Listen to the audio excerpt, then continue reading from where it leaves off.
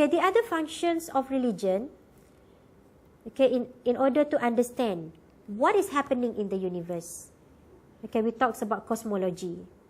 Okay, religion takes the larger view by providing a cosmic model, okay, which seeks to explain the creations of man and the universe. Okay.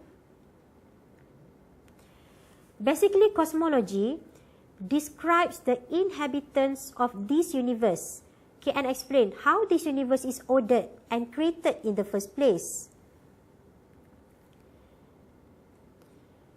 Okay, for example, in Al-Quran, okay, there are a lot of verses which tell the stories, okay, about the creations of the universe. In Bible as well, okay, they talk about the creations of the heaven, hell, the creations of the universe. Okay, so this shows how it from religions, okay, from the doctrines, okay, from the holy texts, they manage, okay, people manage to get to know the answers. Okay, they manage to know about what is happening in the universe. Okay, the other functions, okay, of religions, okay, it is to answer to life uncertainties. Okay, so as a human being, people have a lot of questions. Okay, when something bad happened to them, okay, when they are in a very miserable, okay, when they face difficulties, they start to think, why this happened to me? Okay, why this not happen to other person? Okay, what is the benefits? Okay, what is the meaning of what is happening towards them? Okay, all societies face risks and encounter uncertainties despite their technological level of development. So religion may be able to provide the answers to life's problem through its teaching. Okay, so as enshrined in its religious texts. Okay.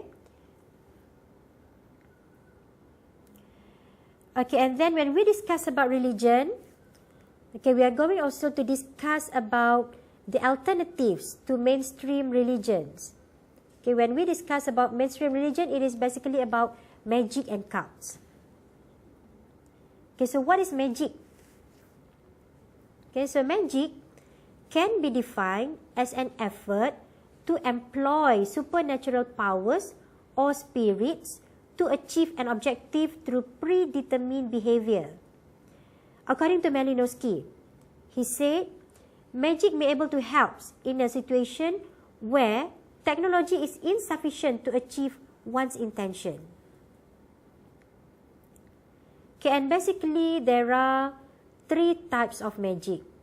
The first one is protective magic, second, destructive magic, and the third one is healing magic. Okay, so what are these three types of magic? Okay, protective magic. Okay, from the word protect here. Okay, so it is as if it is about to protect something.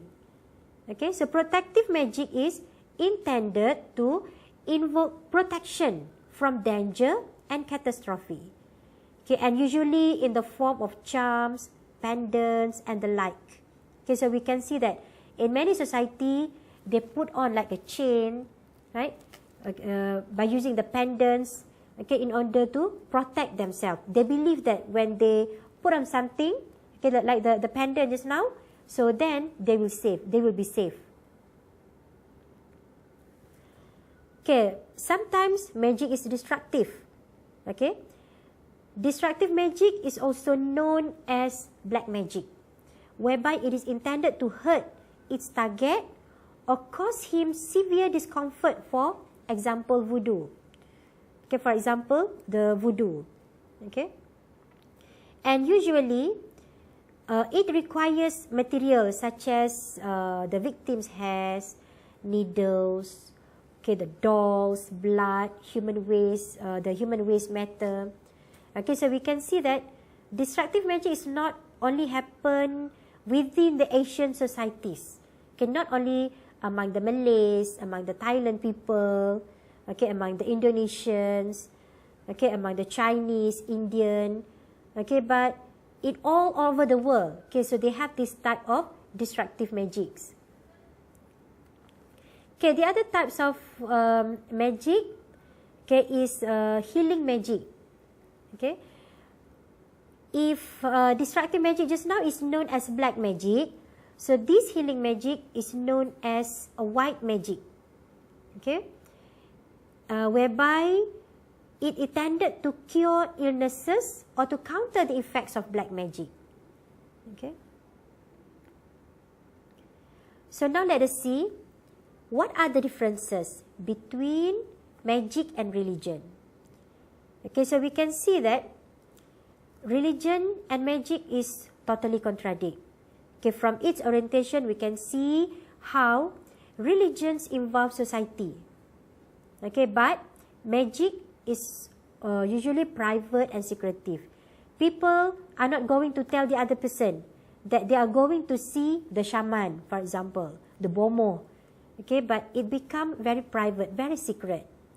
Okay, but religions, okay, in religions, okay, people will do it together with a group of people. Okay, so it involves the society. When we see the purpose of religion, it is more to form social solidarity. Okay, when people go to the church, okay, every Sunday, okay, so they will go together with the same purpose. Okay, the same thing goes when the Muslims go to the mosque. Okay, so they do the same thing. Okay, so when they perform the prayer, they're going to sit, okay, at the same lines. Okay, so it is able to form social solidarity because of their mutual understanding about the rules and regulations. However, for magic, it is more towards causing the conflict and chaos. Okay, when someone have bad intention towards someone, then they tend to do the black magic. Okay, so it is not able to form social solidarity, but it may lead to social destruction rather than social solidarity. Okay, and then we are going to discuss about cults or the deviant teachings in religions, in any religions. Okay, it's either Muslim, it's either Islam, Christian, even Hindu. They have these types of deviant teachings. Okay, for example, in Malaysia, we have heard about the deviant teachings of Islam. Okay, like the Ayah Pin group. Okay, which he talks about the Sky Kingdom, okay, the Qadiani groups, and not only among the Muslims, okay, for them in Islam, but in Christians as well. They have many types of deviant teaching. Okay, so what we can say about cults here, it refers to religious group that is not recognized by the society. Okay, and usually the teaching is not based on the true teaching of religion. So it has been deviated from the real teachings of religion. Okay. So for these topics of religions and belief systems, we have discussed about the elements of religions. Right? Whereby when we discuss about the elements of religion, we discuss about how in a religions it is about the sacred and profane, okay? And then we discuss about how it is related to rituals and doctrines, and also in religions, whereby in all religions there are priests and disciples.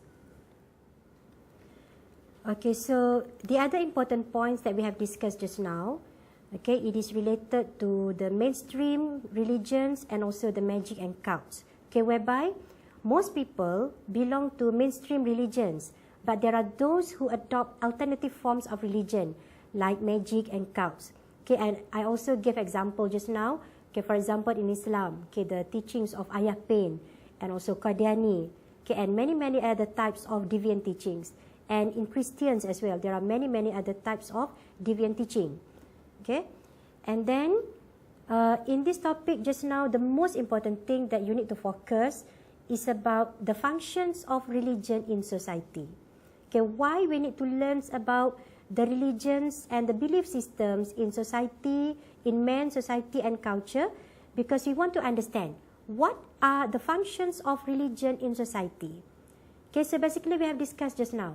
The first one, it is to ensure social solidarity in society. You have to clearly understand how religion may able to ensure social solidarity in society. We can see that in the rituals, okay, in the practice of the religion, whereby when it is related to the rules, set of rules and regulations, whereby all the human beings, all the peoples need to really understand, okay, the concepts, okay, the meanings of the rituals, okay. So when they perform such rituals, okay, for example, they go to the mosque, okay, they perform the prayer. This practice may ensure the social solidarity in society. It may able to govern the human's life. And the other factor, the functions as a form of social control. Okay, when we talk about social control, we relate with what is good and what is bad in certain religion. Okay, so in order to control the society, in religion already mentions about what are the good things and what are the bad things. Okay, and then the other functions of religion is religion as to serve as an educational tool. So we can see that how from one generation to one generation, people start to understand about their religion. Okay, so meaning that they're going to learn from the previous generation. Okay, so that is how it serves as an educational tool. And religions also become the source of a society's cosmology. Okay, being a human being, people always ask about what is happening in the world. Okay, they start to ask about the creations of the universe. Okay, about the moon, the stars. Okay, so from the teaching of the religion, for example, in Islam, okay, there are certain verses in Al-Quran that talks about the cosmology, about the creations of universe. Okay, and as a human being, people always face difficulties. Okay, they cannot they cannot be a part of the social, of the problems, of the life uncertainties. Okay, so when they face difficulties, usually, automatically, okay, people start to think about God.